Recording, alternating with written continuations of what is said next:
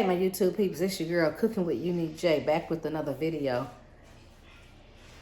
Happy Tuesday, Taco Tuesday. How is everybody's day?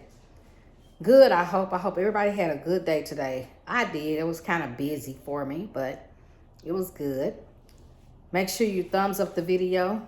That means hit that little button up there, that thumbs up button. Like, share, and subscribe. I am coming to you all. I'm not cooking. I've already cooked today. I cooked tacos.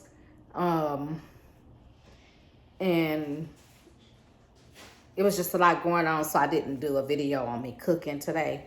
So I'm going to get this video in because I didn't do one yesterday. So this video that I'm doing today, right now, is for yesterday. Vlogman's. Nope, it's not Vlogman's. Vlogtober. Day number 7, which was on Monday, but I'm doing it on Tuesday. And you're also going to get Vlogtober day number 8 on Tuesday as well. So just going to chit chat with you all for a little bit about, I had car issues and stuff like that on yesterday. So it was kind of rough for me to do a video, and I was trying to get dinner done and all that kind of stuff. But just wanted to come to you all with a little short video, maybe like 15 minutes or so, for Vlogman's, for Vlogtober. I keep saying Vlogman's Day, for Vlogtober day number 7. So we're just gonna talk about friends, the definition of friends. How some people just use that word so loosely. People say they're your friend, but are they really your friend? Because friends are there for each other through thick and thin, through the good and the bad. Friends don't use each other. And sometimes people be your friends to get out of what they can get out of it. And so I just always wanted to know, drop down in the comments below what y'all think a friend is.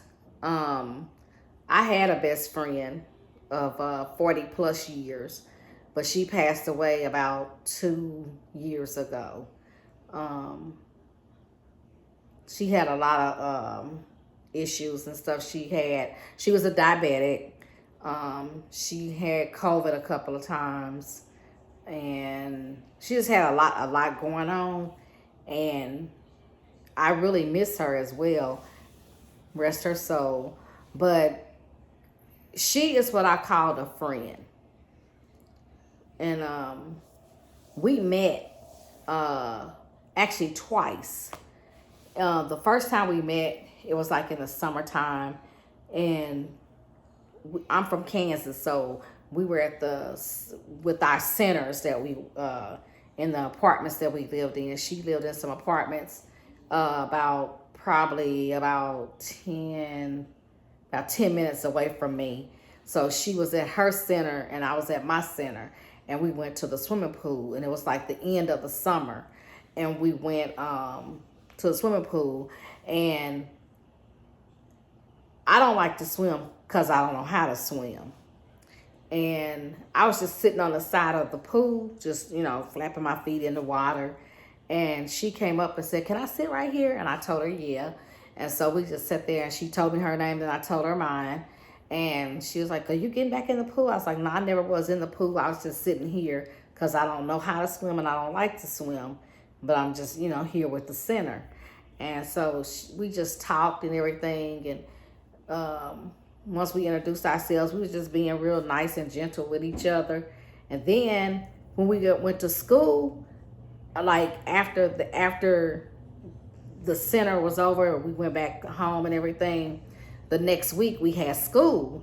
And when I went to school, I met her at school. So that was our second time meeting each other. So it was like, okay, we was meant to be. And so we was together from then on. We were in the 9th grade. And we were friends From then on, that was it. Through the rest of junior high and all through high school and then afterwards. And so we were kids for like 40 plus years.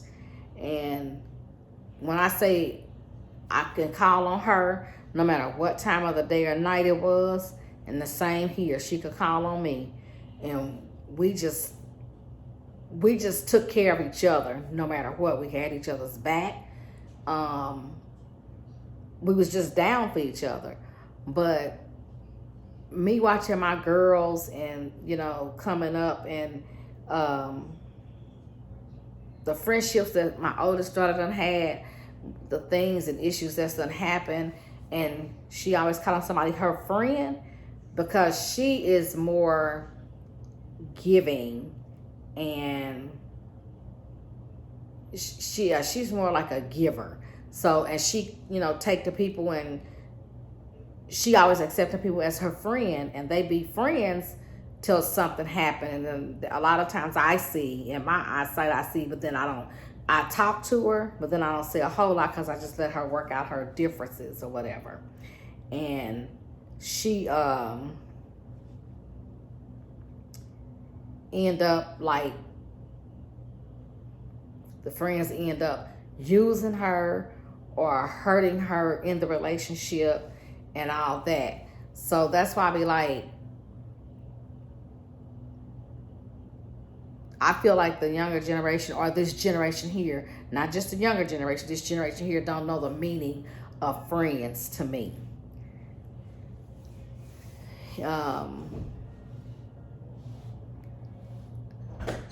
Like I said, I don't know, just the way our friendship was.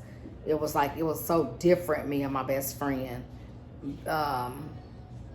It was like just crazy how we just took care of each other. And when she needed something, I had it. When I needed something, she had it. When she started having her kids, and she had her twins, and she would need help, I would pack my bag and go to her house and help her out with the kids. Just anything that a real friend would do.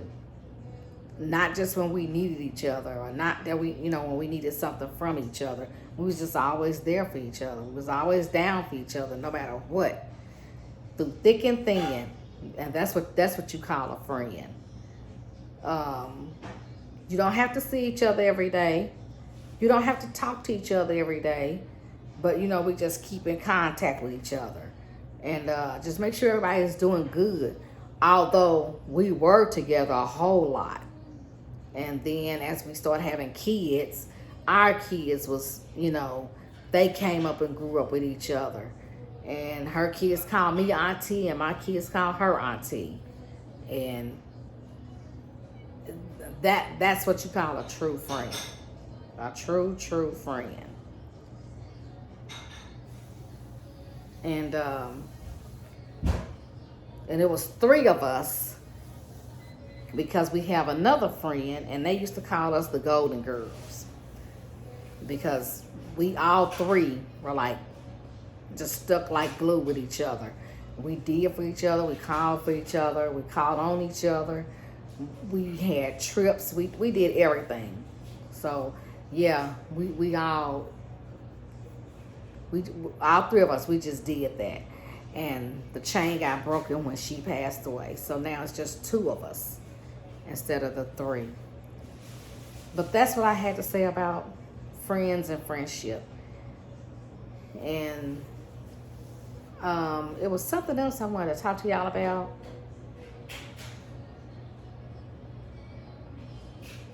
And I can't remember what it was. But also with that friendship stuff, like my oldest daughter, she be having friends at work. And I be telling her, those are work friends. You have them friends, and you leave them friends at work. Sometimes you can't mix your friends at work with your social life and your real life at home. Sometimes it's meant to be just that, your work related friends. And then too, Everybody's not your friend. You have associates. This is who I socialize with. These are the people that I socialize with. You know, sometimes some people you can't socialize with them outside of work. You have to keep it strictly work related, and be with that person at work, and that's it. And then also, if you have a friend, or when you have a friend that has a friend that friend and you don't get along, that doesn't mean that you have to stop being friends with your friend because they friends with somebody that you don't get along with. Excuse me. And I had a couple of friends like that. And one of my friends, I had to tell her, when you with your friend, and she would call me and ask me what I'm doing and ask me to, do such and such with her. I said, well, when you get through with your friend, just let me know. And then me and you can hook up and do, whatever it is you want me to do with you. But I didn't get along with one of her friends, so I just cared not being around her. So I would tell her, just leave me out of the loop. And once you and her get through hanging and doing what y'all doing, then you call me. Because the one thing I don't like is a lot of drama. And it's just crazy when you have drama in your life. And like, I have a friend where I was working at. She was my work friend. The one thing I say is, it's crazy to be an old or older person acting like you 16 or 21 or whatever in the relationship with the friendship that you have. And I have a lady that I worked with, and we said we have some differences, and instead of her talking it out, she don't want to talk to me, but she wants to ignore me. And if she see me, she don't want to talk and all that kind of stuff. So I just pray about it. Some things you just have to put it in God's hand and leave it. Because the one thing about it is, like, I was upset about the situation, but I had to forgive. And I was forgiving her, not for her, but for my sake. Because I have to forgive, because I be want God to forgive me. And I can't forgive somebody, that doesn't work. So once I had, and that forgiveness, it's a hard thing too. It's hard. And that's what I found out. It's so hard to forgive somebody, and it's hard to apologize. It's hard to say you're sorry. And those was two things that I had to work on. I had to work on those two things right there. And like, when I see her, and we at it's a center that I go to when I exercise and stuff. When I see her, she jump up and leave and go the other way, because she don't want to talk to me. She tries to avoid me. But I'm like, I was feeling some type of way, but I said, but I had to pray about that thing. I did. I had to pray about that thing right there. And I said, Lord, if I'm feeling like this when I see her, that means I haven't forgiven her. So I said, let me put this in God's hand, and let me forgive her for what she did, and for what she said that I did. Let me forgive her, not for her, but for me. And I just had to, and it was a hard process. And this just happened like last week. When I would go to the center, I'd be like, oh. But I said, you know what? That means I haven't forgiven her. So I said, Lord, work on me, and let me be forgiving. And so when I went back down to the center a couple of days, I was like, I pulled up on the parking lot. I seen her car, and I was like, I didn't do nothing. I was like, thank you, Jesus. Thank you for working on me. Because I need some work done on me. Jay need work done on her. And I want to forgive her in order for me to be forgiven. So I forgive not for that person, but for myself. Because I'm held accountable for when I'm doing wrong. And two wrongs don't make a right. But I don't like being mistreated or ignored. So I had to walk away and just, talk to God, talk to the Lord, and just deal with it the way that I know I was supposed to deal with it. So now she don't even bother me. I mean, it's like I see her and she don't want me to speak to her, so I don't speak. And that's a hard thing to do because I speak to everybody. But when I see her, I just don't say anything. And one day, God's going to touch her heart. And I do pray for her. I pray for her.